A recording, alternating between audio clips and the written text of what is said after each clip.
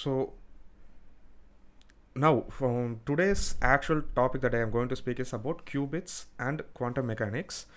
And my name is Tani Akash. So about me, I am not from any science or uh, research background. I am basically a JavaScript developer who works on the React ecosystem. I basically build mobile and web apps, and I also work in Pick Your Trail. It's a travel tech company. We are actually looking at uh, a huge global market change, so we are actually working on building our product during this time. And I am happen to be a fan of science and this quantum mechanics stuff. So apart from work, I actually spend a lot of time learning about what's new in the realm of science. I actually follow Neil deGrasse Tyson's podcast, um, Star Talk, and I also follow a lot of science shows.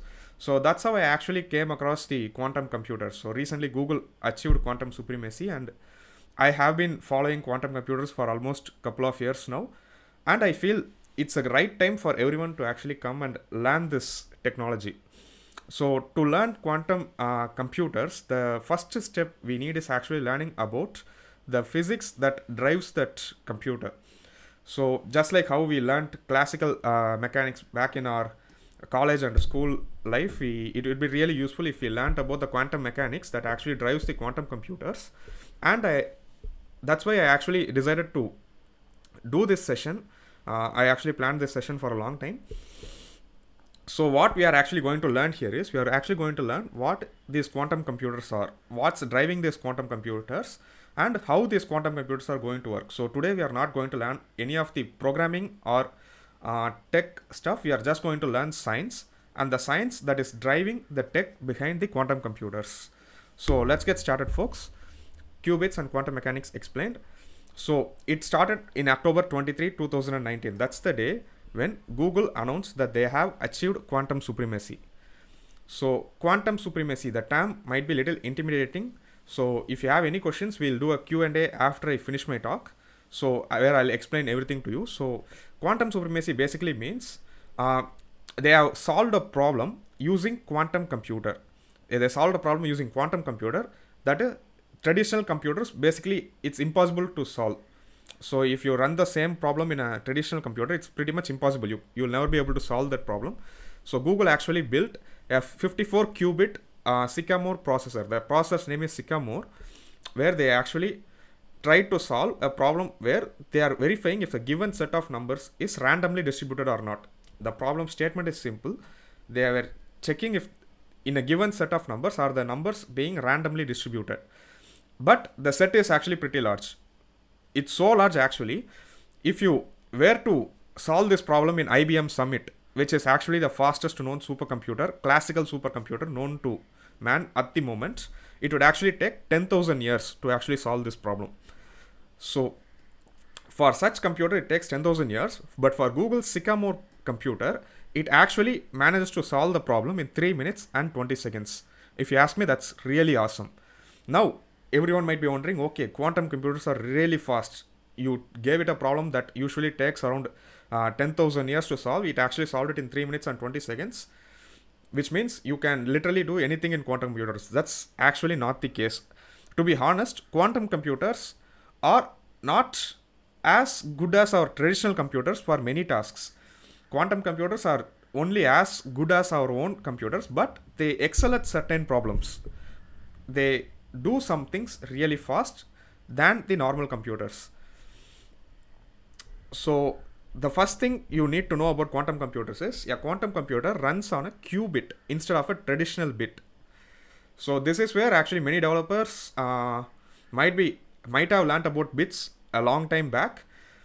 But to learn about qubits, the driving force behind the quantum computers, we actually have to trace back and learn what these traditional bits are.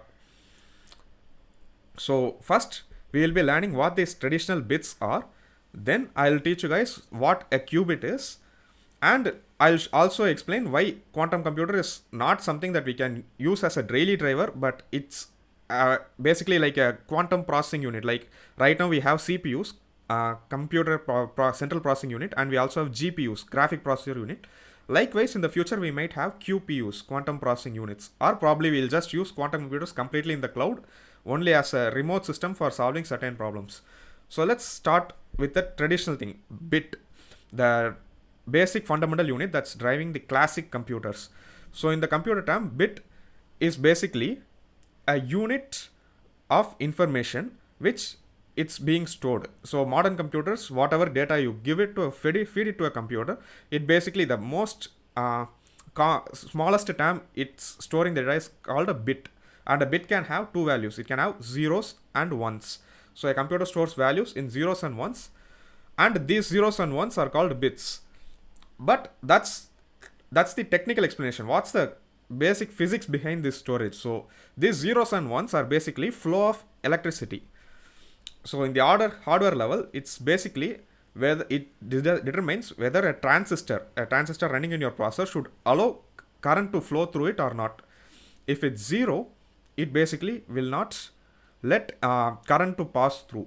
If it's one, it will actually let the current pass through. So the implementation of transistors basically define what these zeros and ones actually mean. Now a transistor is basically a device like this. It's this is a simple image of a transistor. So it's actually a semiconductor. So a transistor basically consists of some conducting materials along with a semiconductor. So idea of semiconductor is we can actually block electricity flowing through the transistor. So what happens is flow of electricity is basically flow of electrons. So when you turn on the power, electrons flow through the computer, electrons flow through the transistor, and what we'll do is if it's zero, we introduce a barrier to the electron. So we basically put a barrier in front of the electron, and the electron will not pass through the barrier. So that is how a transistor actually works. So transistors can be controlled to allow or block the flow of current. That's the goal. By allowing or blocking the flow of current, it's basically implementing bits, zeros and ones.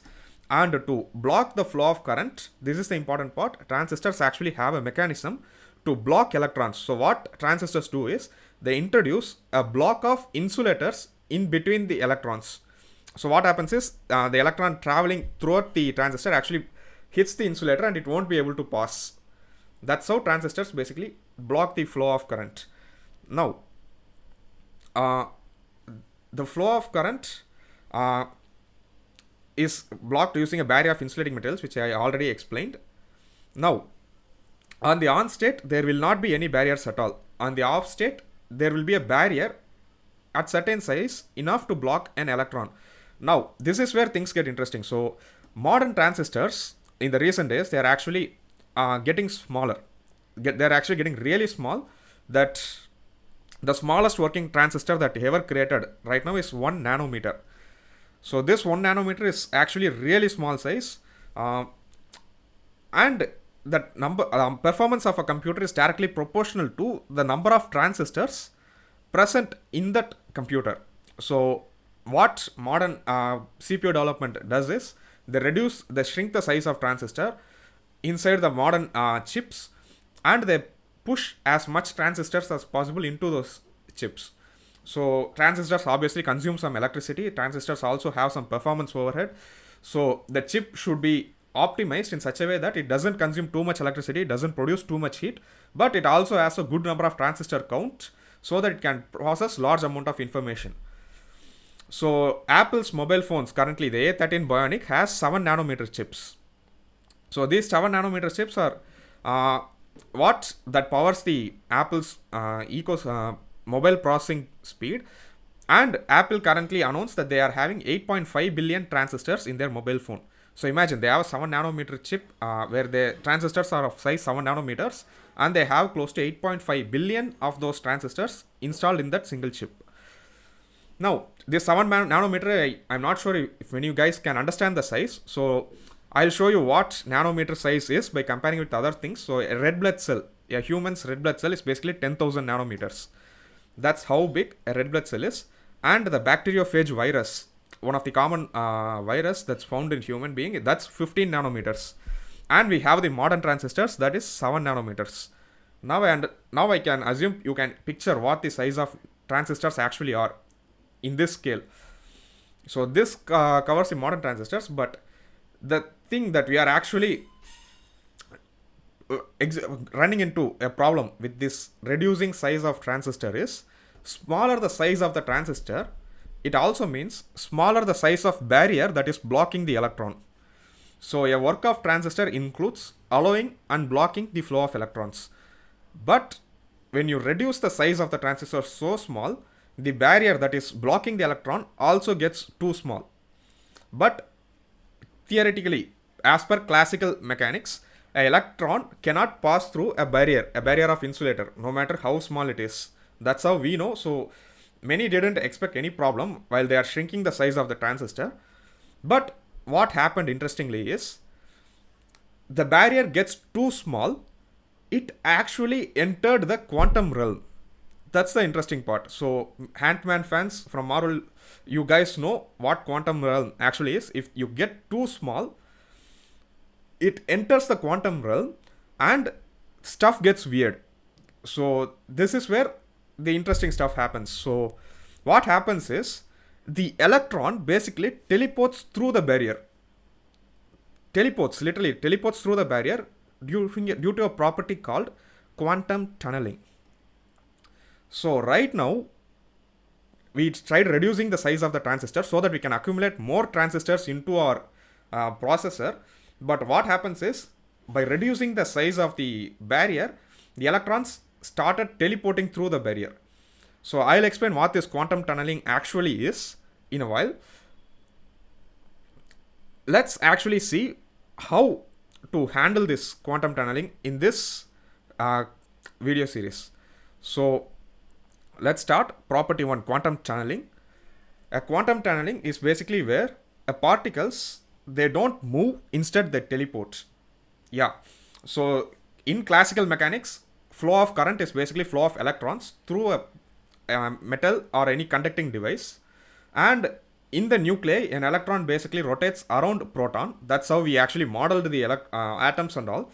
But when we reduce and we go into the quantum realm, what happens is quantum mechanics basically throws classical mechanics out of the window. As per quantum mechanics, nothing you know in general works properly as it is. In the quantum realm, particles, they just keep teleporting.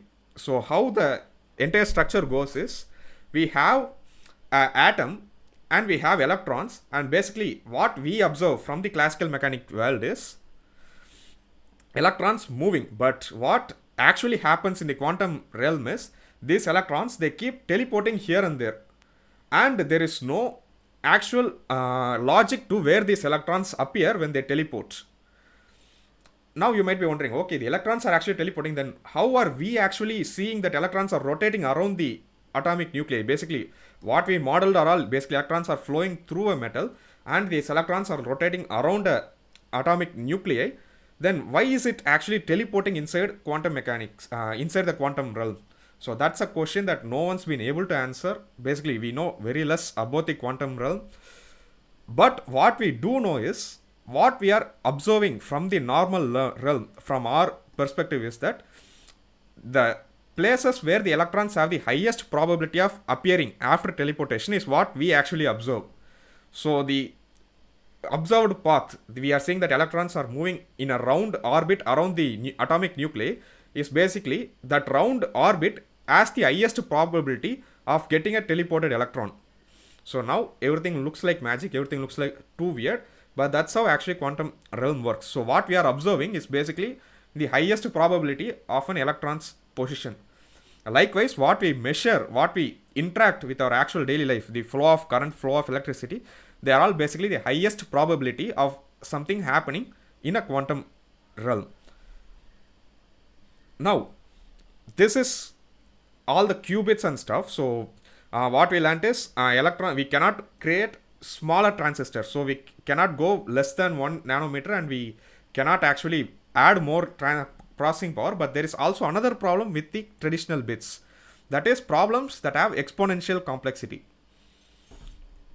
So in a normal traditional bit, the performance only increases linearly. For example, a bit can have either one of the two possible values. It can either have 0 or it can have 1. Now imagine if a bit, if you have like collection of 4 bits, then you actually have 2 to the power 4 possible values. So you have close to 2 to the power of 4 possible values. But however, you can only represent one of that value at a time. So basically what happens is you have a collection of possible values that can be stored using your 4 bits. However, you can only store one among that 4 bits, which means we have to go through each and every single value until you actually find the required value. So if you want to find 1111 as your combination from the collection of bits, you actually have to go through 0001, 0010, 0011. By that, you actually have to go through each and every single value until you actually arrive at the correct value. Now, this actually has a serious limitation because there are problems that increase in complexity exponentially. So, let me tell you, one of that exponential problem is the classic story of chess and rice. So, this is a story where an Indian king, he actually was a really interested chess player. He loved playing chess. So, one day a merchant actually came by his kingdom. He actually said, I'll actually want to play a game of chess with you. But however, what I need is, if I win, I actually need grains of rice arranged in a certain specific pattern.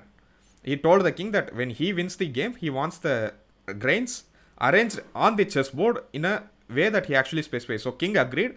So what happened is the merchant actually won the chess game. And the order he actually asked is, on the first black square, he actually needs 1 grain of sand. On the second, he wants 2 grains of sand. On the third, he wants the value to be doubled to 4. So the king thought, okay, let us bring a bag of grain and give him what he has. But as they start arranging these grains from the board number 1, the quantity starts increasing exponentially. So it starts with 1, 2, 4, 8, 16, 32, and they realized by the time they reach the 64th square, the value is going to be so big, it's actually not going to fit the whole country. So what happened is the complexity all of a sudden grew too much. Then what the merchant actually told the king is, you don't have to pay me in full, you can pay me in installment, and soon that merchant actually become the wealthiest person in the whole country. So this is how the story goes.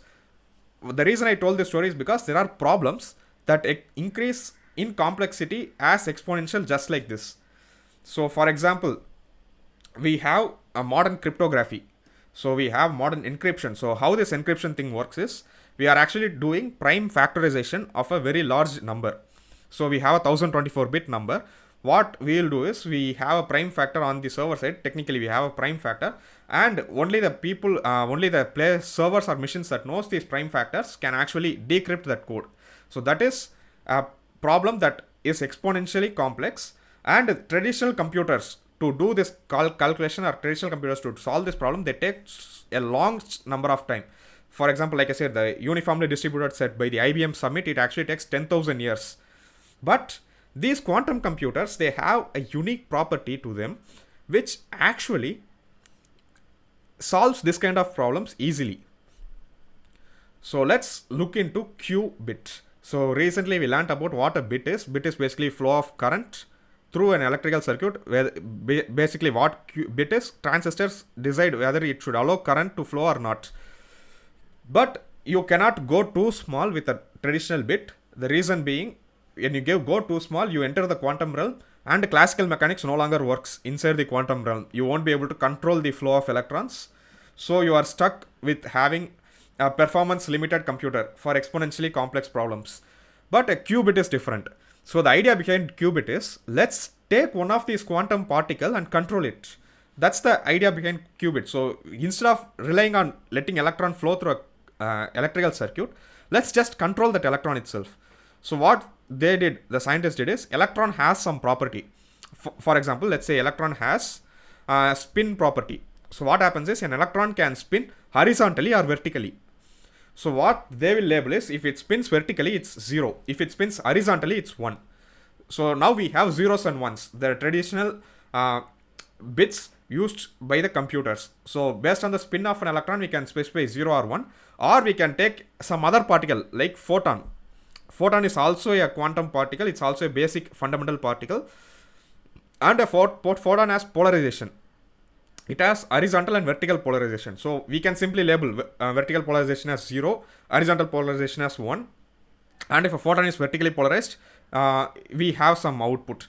So they actually took control of this quantum particles, but these quantum particles cannot be controlled under normal environment. So right now all the quantum computers are basically in the lab environments under some minus 200 Kelvin degree Kelvin. It's close to absolute zero, where they actually interact with these small particles and actually control the polarization or spin of an electron. Basically, you can have multiple implementations of qubit, but the concept is a qubit should be a particle that is on the quantum realm, so that we can take advantage of quantum mechanics. So one such property that we are actually going to take advantage of is quantum superposition. So this is the game changer in the quantum industry. So the idea behind quantum superposition, actually, yes, it actually sounds stupid. So what I told you guys is, take electron. So electron can have vertical and horizontal spin. So we can label vertical spin as 0, horizontal spin as 1. So we have zeros and ones. But this is where things get weird. The thing is, the quantum property, the vertical and horizontal spin, only exists when we look at that electron. Yes. So this property, polarization or spin of electron, they actually exist in both values when we are not observing. So a photon will be both polarized vertically and horizontally when we are not looking at it. Which means at any given point of time, a qubit actually has both 0 and 1.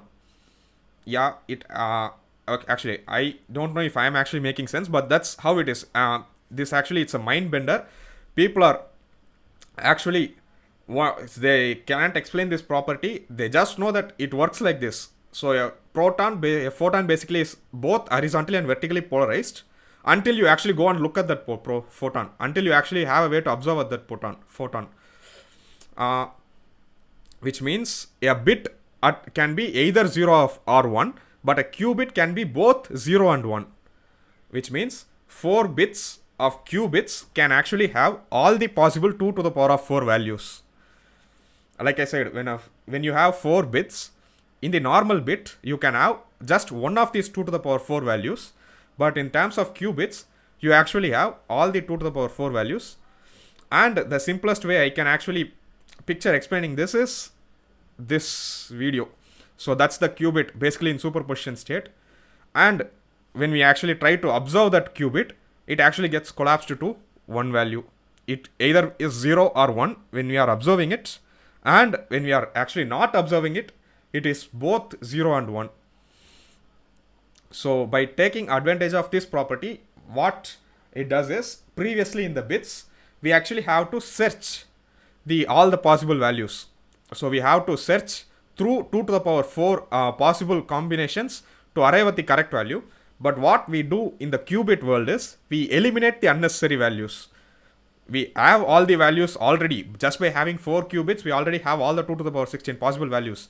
So we have to intelligently collapse. Instead of letting it collapse to one random value, we set up logic in such a way that we eliminate the unnecessary items, and while we are observing, it actually presents the correct result. So that's what the scientists are actually trying to do. They are actually trying to control how the quantum superposition collapses the values, so that we have the expected output much faster, because instead of searching, we are actually eliminating. So it's really fast, and it can solve these exponentially growing problems easily. So far what I have told is completely I explained a new concept where in the quantum realm, a qubit can have both zeros and ones simultaneously, and our way of problem solving is basically eliminating all the unnecessary values and finding the one required value.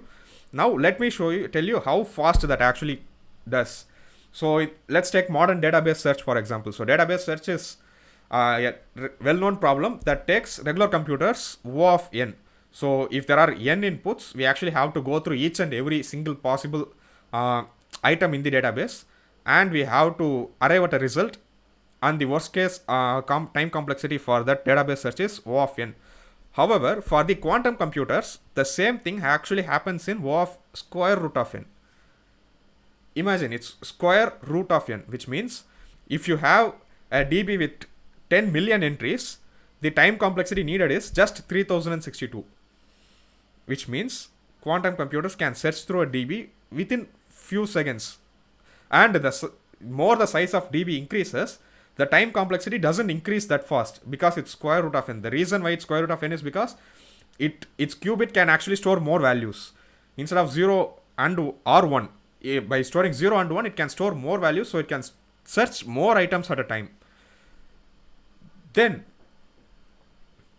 there are a lot of areas that are actually going to be influenced by this quantum computers.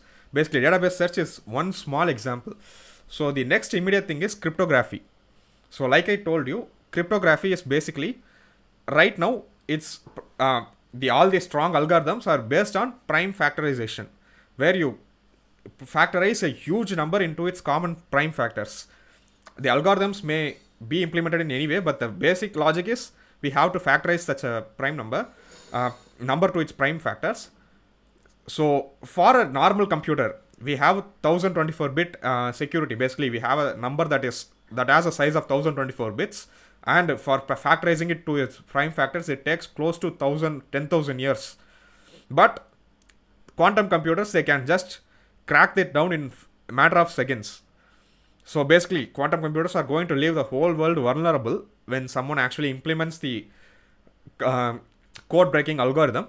But quantum computers also come with their own encryption logic.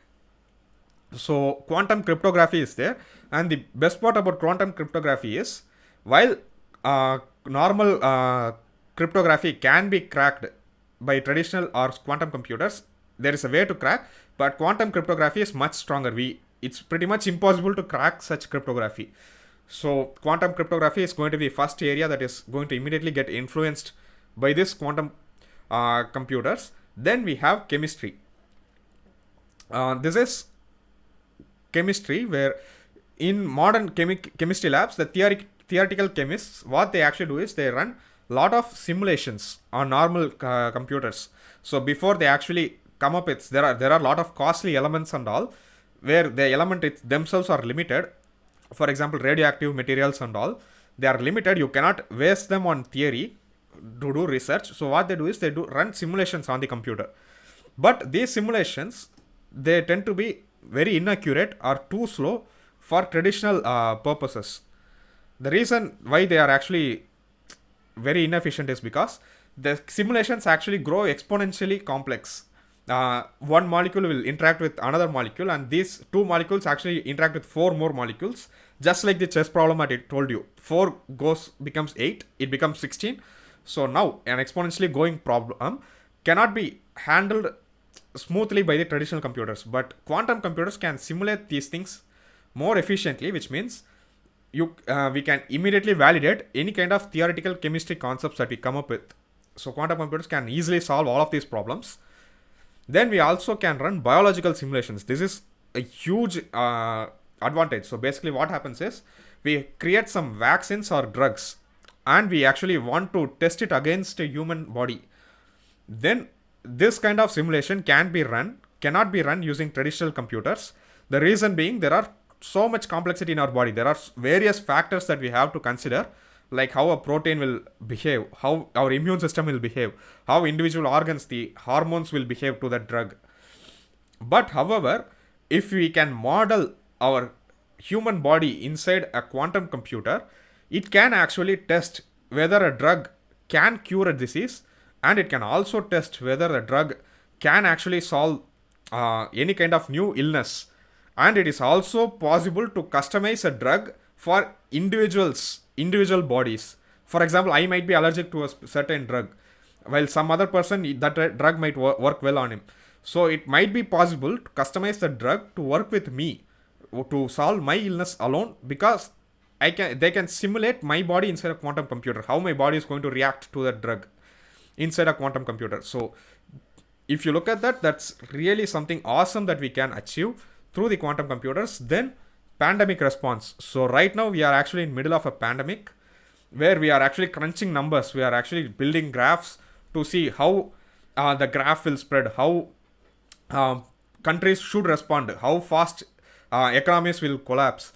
So these kind of mathematical problems that we have to, so for example, when it will affect a new country, and if it enters some country, how fast will it spread. So these and all problems that depend on many complex factors, like how many people are traveling to a given country, and what that country's heritage is, what their people's usual behavior will be, how the government is structured, how the organization administration is structured in that country. So there are so much complexities that it's pretty much impossible to put all those complexities and calculate a formula with our traditional computers. So it's difficult for us to immediately respond to a pandemic outbreak. However, like I told you, quantum computers actually excel in these areas. They excel at crunching huge numbers, and they excel at solving such huge complexities, which means we can actually plan a efficient pandemic response in the future with quantum computers. And we can also find better medicines easily for that pandemic, like using the simulations that we can run. So the possibilities are endless when it comes to working with these quantum computers. But before I go, we learned about quantum tunneling. Quantum tunneling is basically where the electrons or any particles inside the quantum realm, they don't move, but they teleport. They teleport randomly across different space throughout the quantum world. But we also learned quantum superposition, the second property, where a particle, a qubit, can be both 0 and 1 when we are actually not looking at it. When we look at it, it basically becomes 0 or 1, but when we are not looking at it, it is 0 and 1. But there is this third property that is really interesting. This thing is called quantum entanglement. So the idea behind quantum entanglement is you entangle a qubit to another qubit. So we have a pair of electrons. We have a pair of electrons that has horizontal and vertical spin, and you entangle these two electrons. So what happens is, if you modify the spin of one electron, the other electron will also get modified. So you have two entangled electrons which are spinning horizontally. You take one electron, you make it spin vertically, the other electron will also spin vertically. That's awesome. Just the sound itself sounds really awesome, because you interact with one particle that immediately affects the other particle.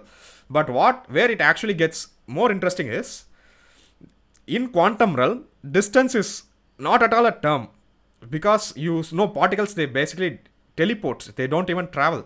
So any interaction between these qubits, they are immediate irrespective of the distance, which means we always will have 0 millisecond response time.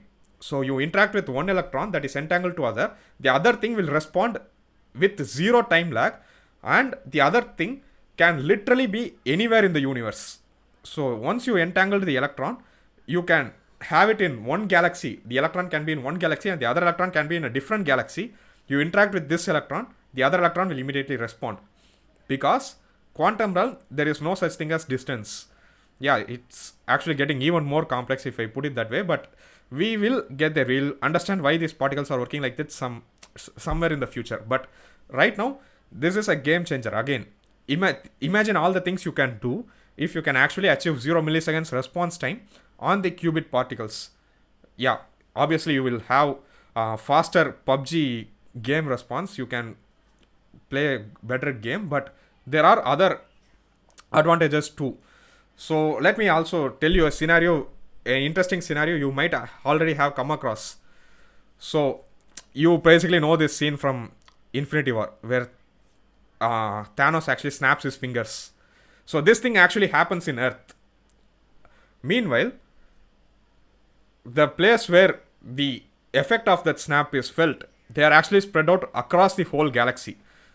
And you might know the speed of light is limited. Speed of light is limited to 3 into 18 meters second to the power something, so which means it takes several thousand light years to actually send that information out. But this Thanos snap actually traveled throughout the universe almost instantly, because it used quantum entanglement. Yep, it should be quantum entanglement. I refuse to accept anything else. Great. Now, quantum tunneling, quantum superposition, quantum entanglement. We learned 3 things. Now, where should you get started if you want to learn about this interesting quantum computing and you actually want to build something out of this quantum properties? So right now, the best place I'd actually recommend is go and take a look at IBM Quantum Experience. So this is actually IBM's cloud computing paradigm for quantum computers. The thing I like about IBM Quantum Experience is they have a really good documentation, and they also have a really good tutorial where they will teach you all the fundamentals. Basically, I taught you the physics behind quantum computers, but they will teach you how to write programming logic behind these quantum computers, and it's currently the best tutorial that you can actually find in related to the quantum computers world. Then we have Azure Quantum. So right now, both IBM Quantum Experience and Azure Quantum, both of them, they don't have real quantum computers for the public to test yet. But however, what both of them actually have is they have quantum simulators. So these simulators can actually run the quantum algorithms that will eventually is going to run on a real quantum computer, which means you can create algorithms that will be run on quantum computers, but you won't get the performance while you are running it in a simulator. A quantum computer might solve a problem in a matter of seconds, but it still takes thousands of years inside a simulator. But honestly, it's a good place to start. We can be ready by the time actual quantum computers reach the market. So Azure Quantum, the thing I like about Azure Quantum is it integrates well with the Microsoft's Azure ecosystem.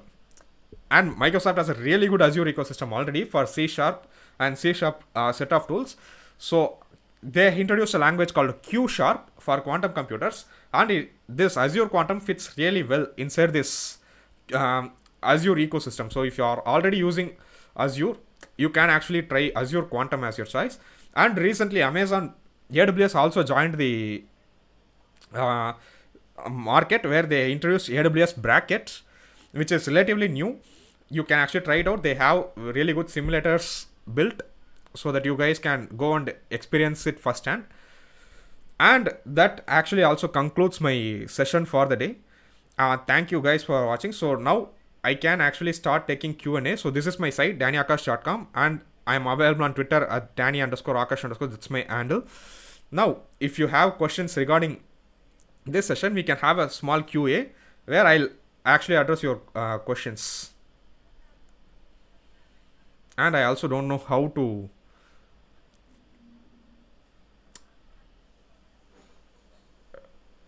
Okay. I'll stop the share. Cool. So I already have a question here from Naren. He asked, so quantum is not for general purpose computing. Yes, obviously it's not for general purpose computing. Basically, general purpose computers are fast in certain aspects. And running qubits in those scenarios, it's not really optimal. But they are useful for certain problems that I have mentioned here in this slide. So other questions, guys, you can actually ask questions in the chat, I think.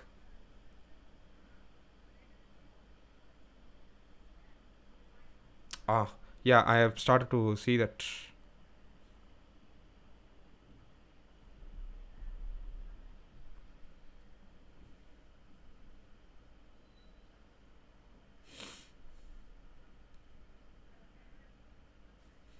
Okay. Just a second. Let me also check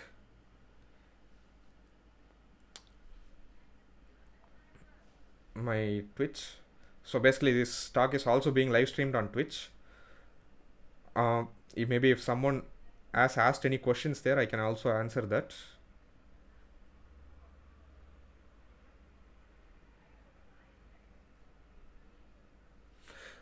Cool.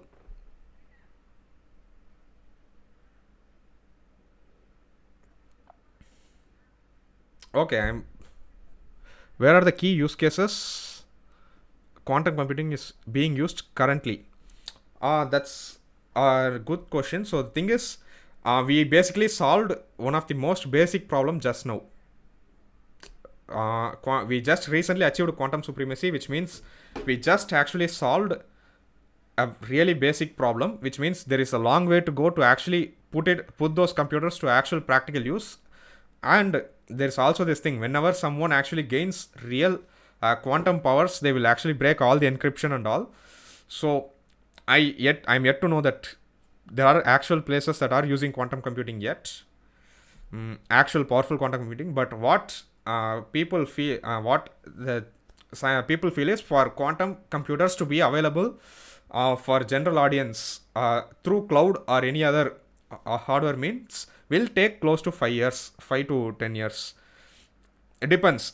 It's completely depending on who's innovating. So right now almost all the big players are there in the quantum market: IBM, Microsoft, Google, and there are also a lot of startups which are planning to implement some things. So quantum computers will be available soon. Currently there is nothing in use, but some will come in soon. So I have another question here. The familiar high-level programming language is not fit for quantum. Yes. So the reason why it's not fit for quantum computing is the high-level languages, they work on normal logic gates and or not. These are all logic gates where you give it 2 bits, you give 0 and 1, and based on and or logic, they produce one output, 1 bit as output. But quantum bits, qubits, actually they work on a different logic gate altogether. So what the quantum logic gates does is it rotates the qubits from one superposition state to another superposition state. So this is a really interesting concept where you get to learn a whole new set of logic gates, and programming languages will be designed to work on those logic gates. But the interesting thing about quantum computer is, since quantum computers are going to be an accessory to our existing computers, like GPU, like just like how a GPU works, we will have higher level programming languages that will interface into the quantum programming languages. So what will happen eventually, I'm guessing, is we will have Python libraries that can communicate to quantum bits, that can communicate to the quantum computers, and using that we will actually get the required result. Thanks for the good question, Naren. From a hardware point of view, they can generate huge amount of heat. Can you give an idea of thermal solutions currently being used to keep them running cool? The thing is, from the hardware point of view, they don't generate heat at all. So why the modern computers are generating heat is, modern computers use transistors where the current keeps flowing in the circuit, which is why the computers are actually generating heat. But in the quantum computers, we are not using transistors. Instead, we are actually interacting with a quantum particle. We are interacting with an electron, which literally produces no heat. And we cannot interact with that particle in normal environment. So right now, almost all the supercomputers, they are running in super cooled environments, like several minus 100, 200 degrees Celsius. That's where the quantum computers are being operated, where they can actually interact with these qubits. And these qubits, while you are interacting with it, they don't produce any heat or anything. They just particles that behave normal way in quantum realm. They don't produce any such heat. So there is no thermal solutions and all for them. Basically, what we need for this quantum computers is, currently we need a huge research facility to actually have 1 or 2 qubits that actually is working. So thermal solution is not a problem. Getting that infrastructure in is the actual problem. Good question, Hari. Waiting for the next question.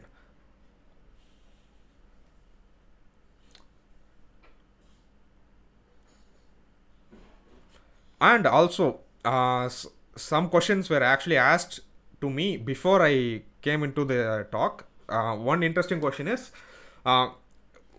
if everyone starts using quantum computers, what will happen to our actual civilization? So what happens is, basically we are able to create medicines fast. We are actually able to solve complex problems. We are actually able to soon implement communication systems that are so effective. There will be zero time lag. So what I actually envision in that scenario is, there is going to be a huge shift in actual human lifestyle. So before computers came in, what we actually had was, we were actually doing logarithms for complex calculations.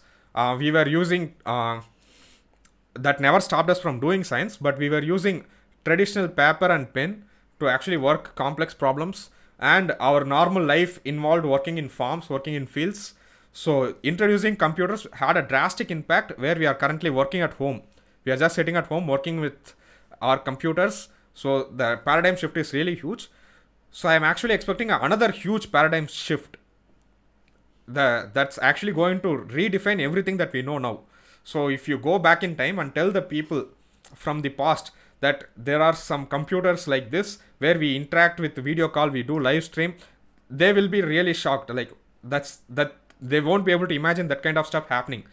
But that's the same response we are going to get if some time traveler comes back from the future and tells that we are having this kind of technology implemented with quantum computers.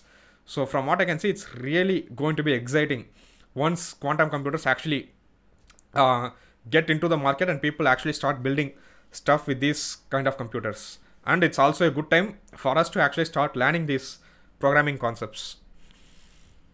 This was a question asked before the meeting started by a friend. Impact it will have in the internet. The impact will the internet have once quantum computers are introduced? It's going to redefine the internet. That's the impact we are going to have. The internet as we know will not exist, and it actually uh, going to redefine everything we know. Stock exchange, from stock markets all the way to space travel. So that is something I am unable to explain how it's gonna change, but we will be redefining internet real soon. Thanks, Naren.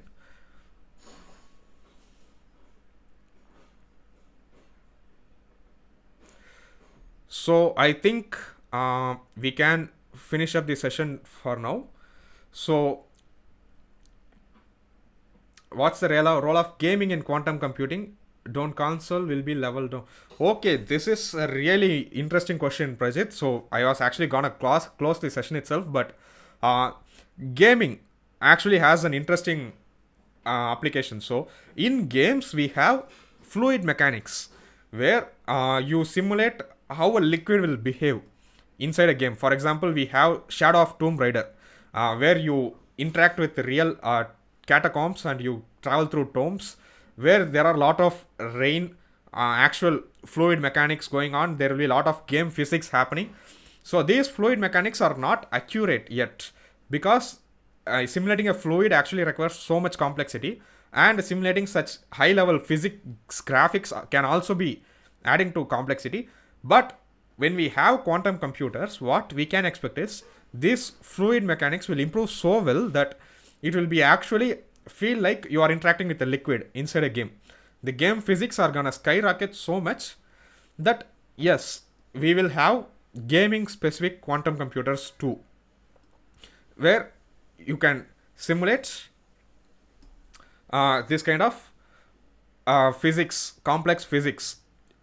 And yeah, in the so near future we will have quantum game processing units, what you can say QGPU or something. Yeah, quantum gaming processing units, graphic processing units.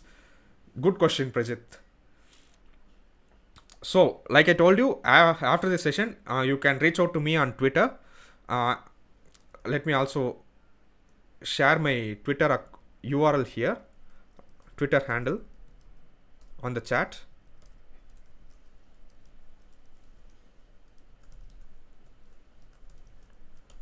So you can connect with me on Twitter. I have sent the Twitter URL there, or you can also visit my site dannyakash.com, where you can reach out to me. Oh yes, we are already having more questions. Prajit, yeah, we actually also need the required engine. Yes, but I am unable to tell you what that required engine is going to be, because right now quantum computers are already they are in the level where vacuum tubes are back in the past. Basically, when before computers came in, we had vacuum tubes that occupied an entire room. So right now quantum computers are actually occupying entire room, entire infrastructure completely. So we don't actually have I don't actually have an idea of what kind of engine they are going to build with quantum computers, and quantum computers being wearable devices. I don't necessarily see a point why we need wearable devices for quantum computers. because normal computers will still be around by the time quantum computers come in. So having quantum computer as a wearable device doesn't make much sense, at least for now. But maybe in the future, when quantum computers actually become as common as normal computers like we have now, we have quantum processing units shrinking into the size of mobile phones. Eventually they will also shrink into the size of wearable devices. Since qubits can exist in two states at once, do you think once quantum computers are developed fully in real, they can provide evidence to the existence of parallel universe or multiverse? Wow, that's a really interesting question, Nirmal. Yes, once quantum computers are fully developed, we will eventually learn about the quantum realm. We will eventually learn more about the quantum physics. So we will soon realize if parallel universe actually exist or not. So like I told you, we are observing from our actual realm that when we see the electrons, we are actually seeing electrons are rotating around the atomic nuclei in a circular orbit, just like how Earth is revolving around the sun. That's what we are actually observing from our actual universe.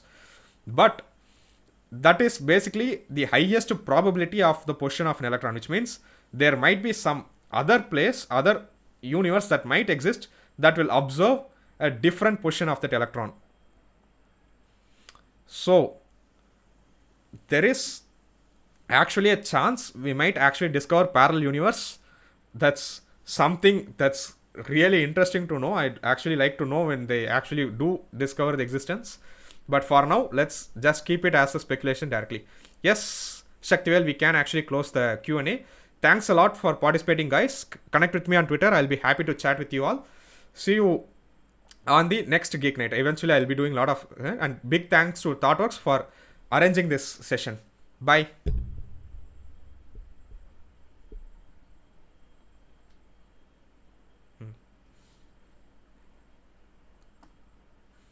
Cool.